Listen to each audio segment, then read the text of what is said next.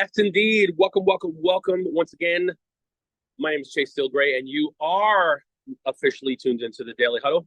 I am coming to you live today from the famous Lincoln Center. But I have some things going on this morning and just kind of moving in that direction. So I said, you know what? Let me come over here and be in this vibrant area of performance and song and dance and all kinds of things and do the huddle. Why not? So this topic, do we lead by example or by ego and experience? So let's break that down for 1 minute. First of all, before I begin, I want to say we all have an ego, all of us. The thing about it is, it seems to only be spoken about when someone's ego gets out of hand, right? Oh, what an ego she has. Look at her ego. Wow, she doesn't think anything is wrong. He doesn't think, all that. And I've done it. I know you guys have done it too. We see that and we attach that to that. But in actuality, our ego is so powerful and necessary for our survival because it allows us to see ourselves in a way that can damage us or help us in certain situations, right? You've always heard the expression, don't let your ego get the best of you, or someone says, oh, this is really good for my ego, right? What you feel about yourself, how you see yourself, how you operate in the world, right? So as we talk about this topic and we talk about, are you leading by example? When I was younger, and I'm still very young, it's amazing. I always used to see my father speak to people a certain way. He always gave everybody such a wonderful, warm opening and had everybody start from zero. Actually, maybe my dad had everybody start from 50% because he always gave them so much respect. And then you allow yourself to figure out what the other 50% is, let's say, right? We're going to say it that way. And every little detail, shaking someone's hand, looking into their eyes when you see them, complimenting them on their dress, connecting somebody that you know with them, right? So his openers were legendary to me. He would say something, or he would meet somebody and, hello, how are you? He would say, Chase Greye, a fine pleasure. Or Chase Greye, very nice to meet you. What a wonderful outfit that is you have on. And as a kid, I just took it in. I really didn't understand the mechanics of it, right? Now, when we talk about leading with those things, my dad would take those things and he would lead by the example that he was, right? The shiny shoes, the nice jacket, the tie, whatever it was. And I noticed that people started to follow him, right? In other words, my dad worked in an office for a while, I believe when he was in Texas. My dad worked in a collection agency.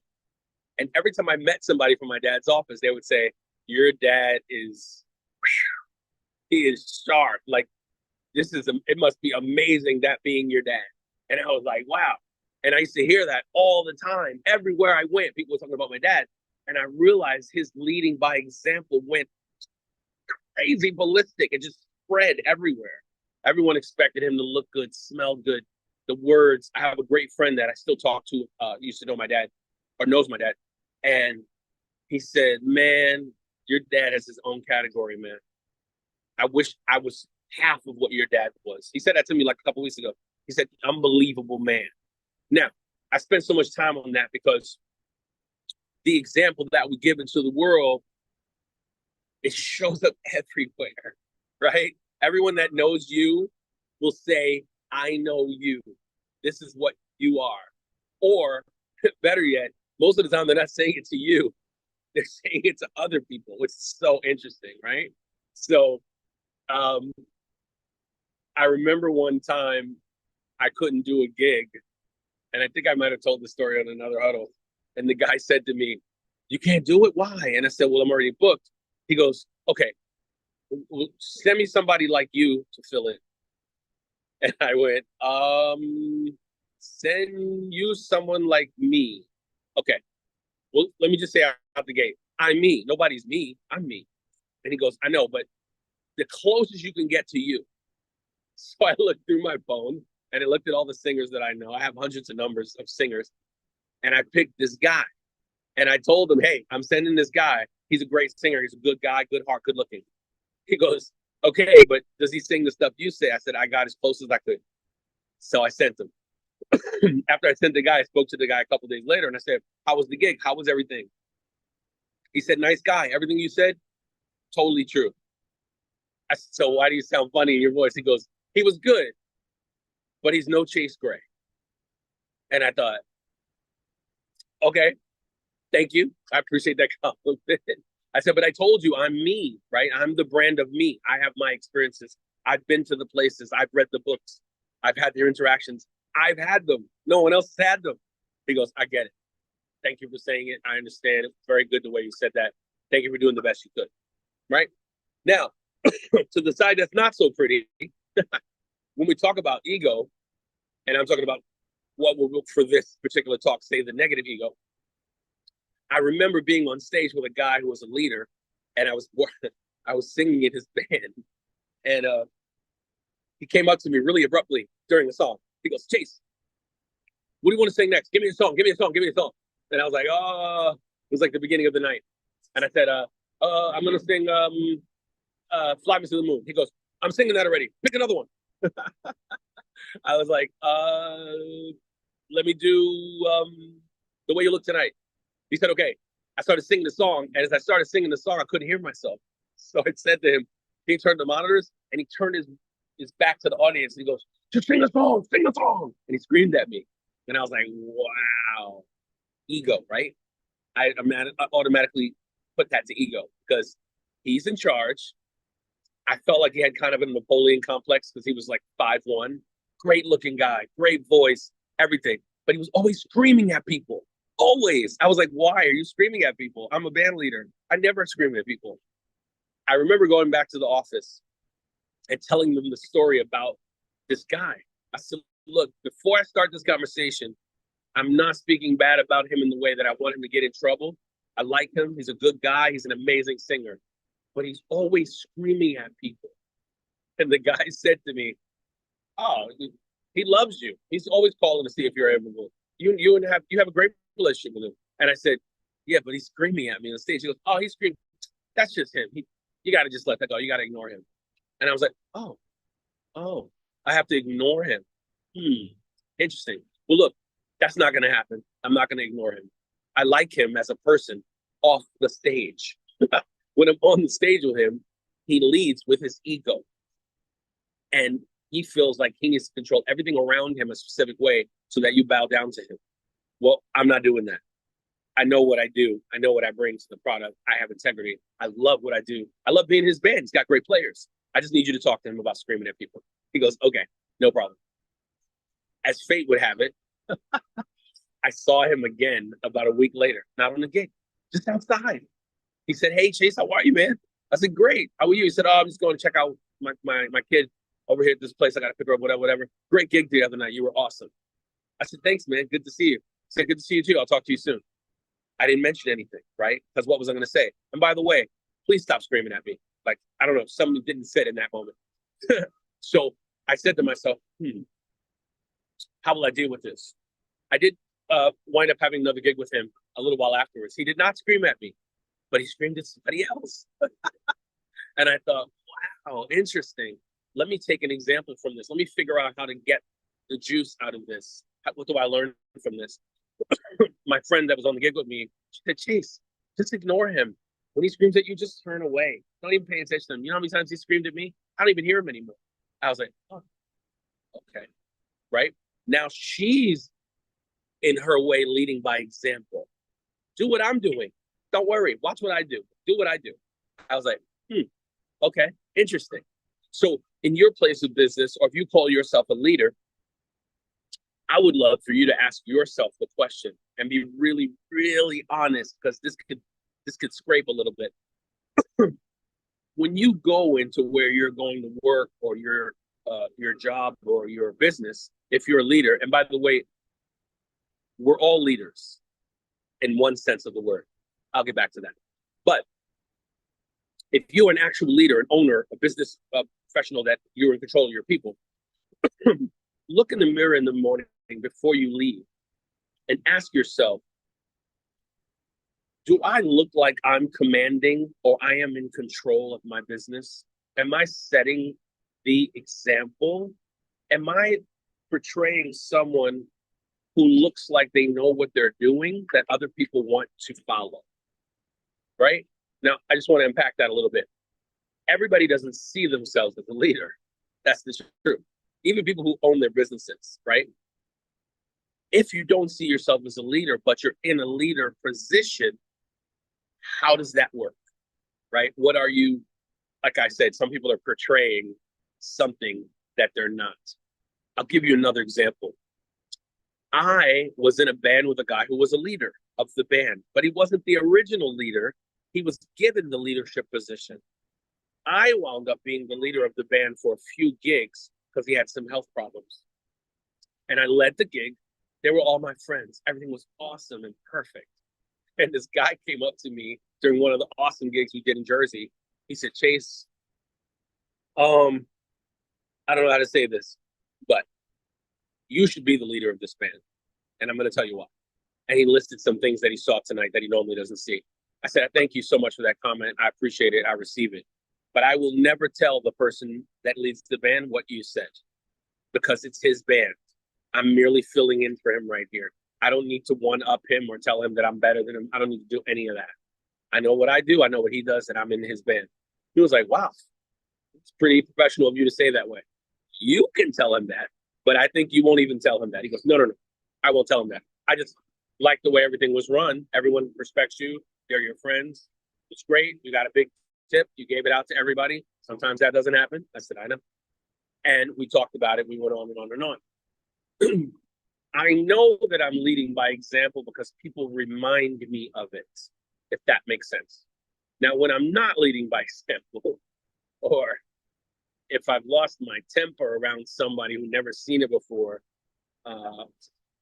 in my entire life, I remember losing my temper 3 or 4 times where I am completely unrecognizable.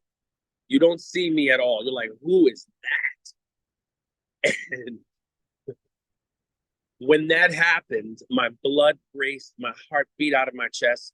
And I think almost every time, except one other time, the person that was with me goes, Chase, what are you doing? Relax.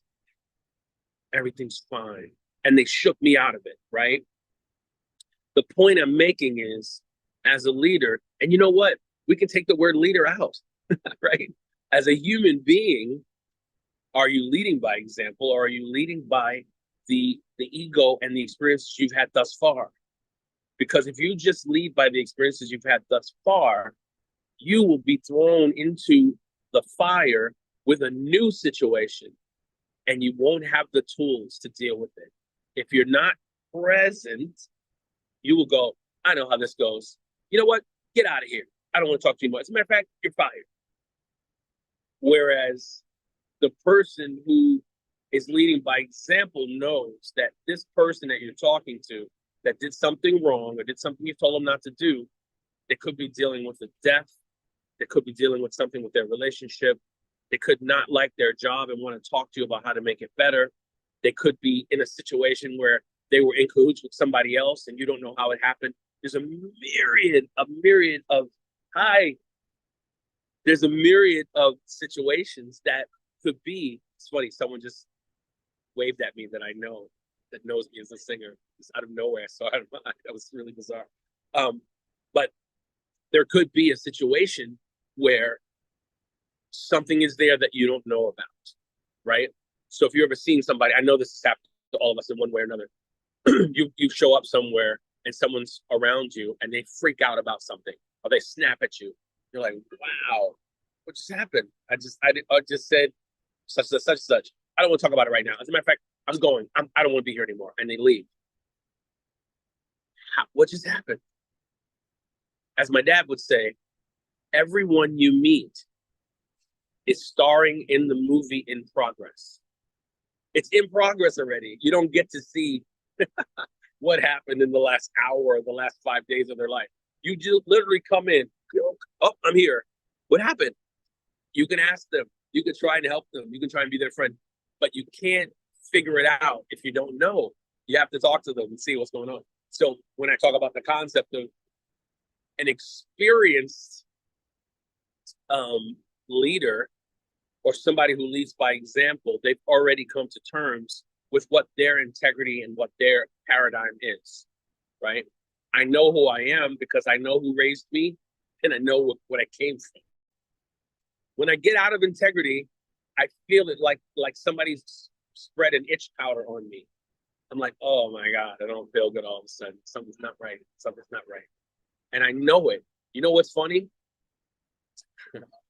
My mother made me make my bed when I was younger every day. And I used to tell her, Mom, what are you doing? This is my room. So what if my bed's not made? I close the door. Who cares? She goes, number one, I care. Because if I open your door, someone comes to visit and I want to show them the house, I don't want them to see your dirty room. Number two, I'm the mother and you will listen to what I say to you do. And number three, if your room is clean, other things will be clean. You will develop a habit of integrity. I was too young to understand all of that. To this day, I make my bed wherever I'm at. I make my bed in a hotel, not fully. I'll pull the covers up and I'll make it look neat or whatever. But I won't leave the room without it being flat. So if I want to put something on the bed or I want to lay down or whatever. And I spoke to her about that one day. And she goes, I know who you are. She goes, I know what you do. I know what you do when I'm not with you. Because people tell me when you stay with them, when they interact with you, they say, wow, you really raised a really great person. And I go, wow. So that can't have any Zoom or call without a siren. You need it. It has to happen. The integrity that I walk around with comes from my mother and it comes from my father. Therefore, I'm leading by example. It's like I can't take it out of me. It's like in me. It's so interesting, right? So I love to help people and I love to connect with people. And my mom still to this day is doing exactly what she did when I was a kid, all the time. Let me take a comment from someone that wants to talk about any of these concepts. I'd love to hear what you think about it and how you feel, how it works with you.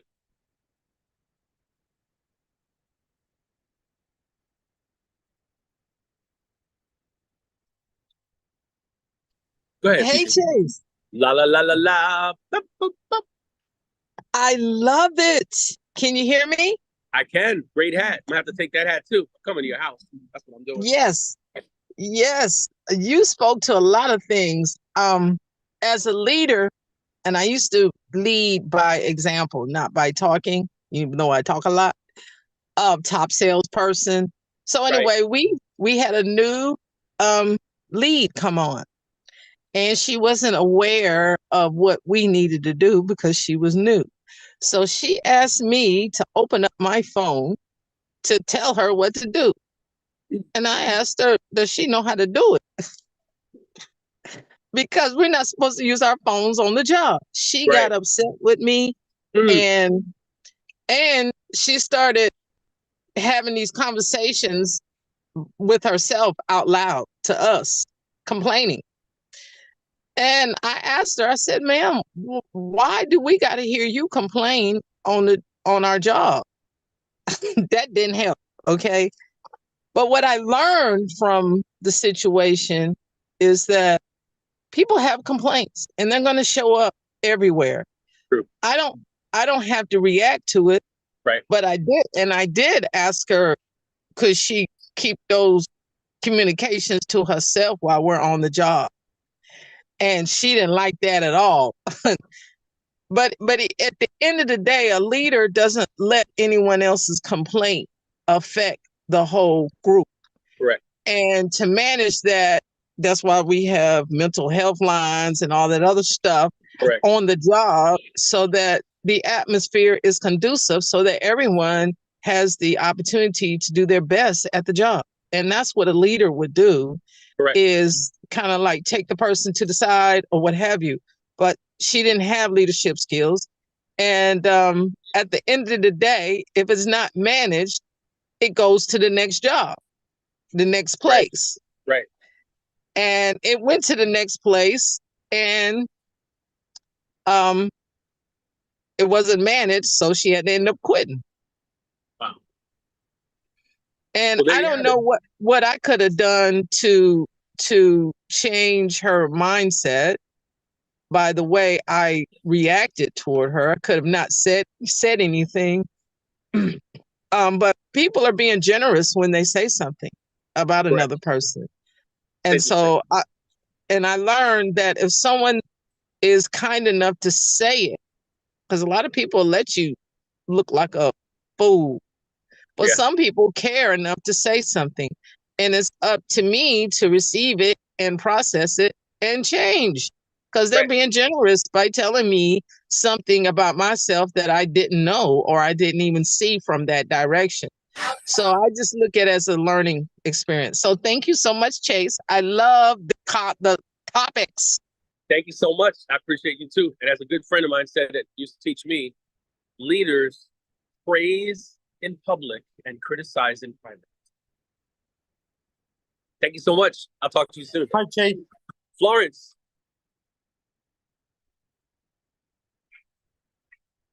Florence, are you there? Hi, thank you for the topic, Grand Rising, Grand Rising. Yes. Yes. Go ahead. Go ahead. Are you hearing me? Yes, go ahead. Go ahead. Florence? Okay. Let's go to Laura. Greetings, Grand Rising. Thank you so much. Hi. Are you hearing me? Yes. Yeah, this person just made a decision for me, and I wasn't even present when they made the decision, and then they later informed me that they made this decision, and I think I became really angry or upset inside. I never said anything to that person, but I think why I got upset, I later realized that I had an expectation of this person that this person would change that particular behavior of controlling or attempting to control everyone's life. Okay. And so that was my control. When I looked inside myself, because I had gotten so angry and my blood pressure went way up.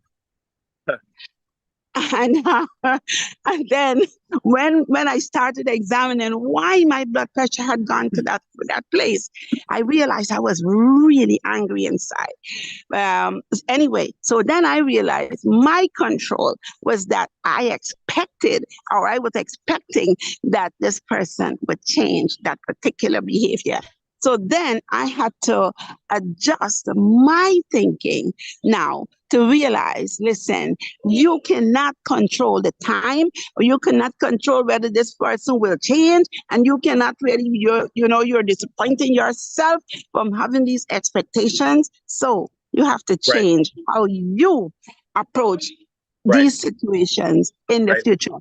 When you meet another person like that and all of that, you have to know intentionally how you will control your reactions. And with that, I'm complete. You said it all there.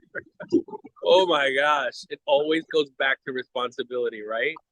Chris Rock said it one day when he was talking about it in one of his concerts. He said, you're a comic, you go in and say, wow, had a terrible show, bad audience. Nope, you had a bad show.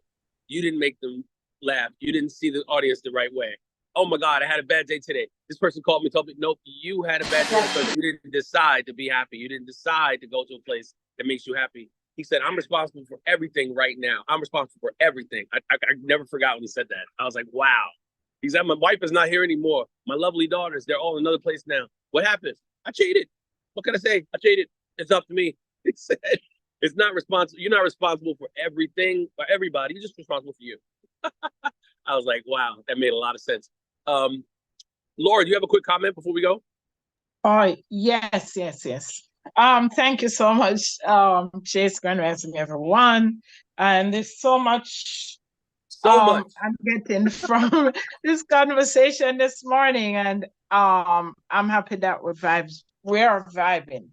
Because this morning we read in Think and Grow Rich, a Black Choice, that we are our own corporation. Yes. That we're in business for ourselves, but we don't know it. And I'm grateful and happy that you know that you are your brand. So but true. I love what you said about your father. It reminds me of my father, who I didn't get to know much of. I get to know him through people. Right. And all the people would share with me how he taught them to drive. I was at a funeral in Connecticut Saturday and still learning so much about my father. So, absolutely. Yeah, I'm grateful. Thank you. You're welcome. Great group of people. Great conversation. Does anyone else have a quick comment before we sign out? Just want to make sure. I felt like I missed somebody, but I'm not sure who. Maybe not. Okay.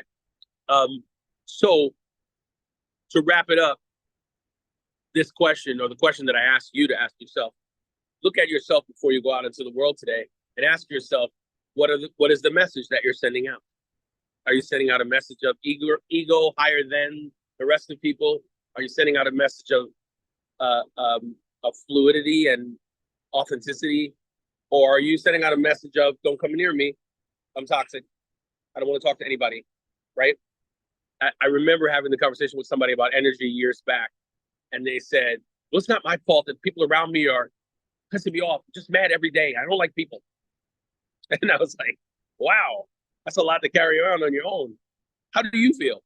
What do you want to do today? What makes you happy? I don't know, Chase. I'm not happy like you. I didn't ask you about me. I said, what do you want to do today? What's going to make you happy? I couldn't get that person to claim their own ride. I couldn't do it. It was amazing. And so I asked you that question because I want you to concentrate on that today. As you leave, whatever you're wearing, however you want to smell, whatever you're going to eat, whoever you're going to interact with, ask yourself the question of, what is the example that I'm bringing out into the world? Because your experience doesn't matter to anyone until you show them the example that they are looking at. So you don't look at somebody and go, I wonder what college they went to and how much experience they have. I wonder how many languages they can speak. Until they open their mouth and say some stuff, you go, wow, that's an interesting person. They just showed you an example of themselves. So this is something that I study a lot, and I have my own father to look at, which is one of the greatest examples. Wow. But thank you for the conversation. It was really great. You guys are amazing. I love your minds. I love the way people ask certain questions. It makes me think. Now I'm percolating in my brain more about the topic based on interchanging with you all, which is amazing. So before we leave, as always, I want to give you the tenets that we always speak about because I think they're brilliant. First of all, live out loud, right? To the level of your capacity, which none of us have reached. Love bigger than you have before because it's so important. And right now we need so much love. So many people hurting right now. I see them all the time. And I use my gift of music to soothe them for the piece of time that I'm with them, right? Laugh out loud as much as you can. I laugh all day because there's so much funny stuff. And I want to laugh because it soothes my system. Trust me, it does. Move the body. I'm in New York City. I'm moving around all the time. I have that luxury, but wherever you are, please move more than you have before because we need that. And we need to just have that thing with us so that our body is in motion, right? Eat mostly plant-based because this is what's going to help us. It's going to give us more fluidity and crush and move out things from our body that are probably causing us toxicity in our body, in our mind, the way we think and what we're attracting into our lives. It's very, very important. And the old adage of you are what you eat, I never understood that as a kid. Now I understand it. I totally get it now. It's like amazing how clear it is. What did somebody say? Oh, so let's do that.